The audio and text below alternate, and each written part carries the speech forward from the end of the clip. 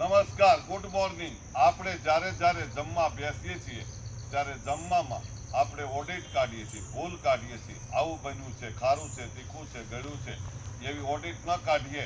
વહેલા આપણી પાસે કોઈ પણ પ્રકારનું નાનું મોટું ભોજન આવે ત્યારે પહેલા ભોજનનો આભાર ધન્યવાદ કરી કે મને મળેલો પ્રસાદ છે, આ પ્રસાદને તમે સમજશો.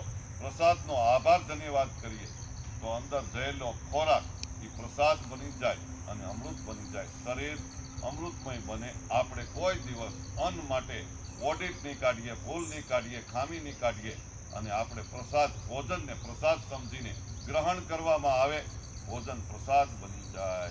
આવું આપણે આપણા જીવનને મહેકાવીએ. આ વિડીયો અનેક લોકો સુધી શેર કરો. અમારી યુટ્યુબ ચેનલને સબસ્ક્રાઇબ કરી દેશો. આપ સર્વને સુરત કામરેજથી ગઢિયા સાહેબના દંડવત પ્રણામ. દિલથી ખૂબ ખૂબ ધન્યવાદ. ખૂબ ખૂબ ધન્યવાદ.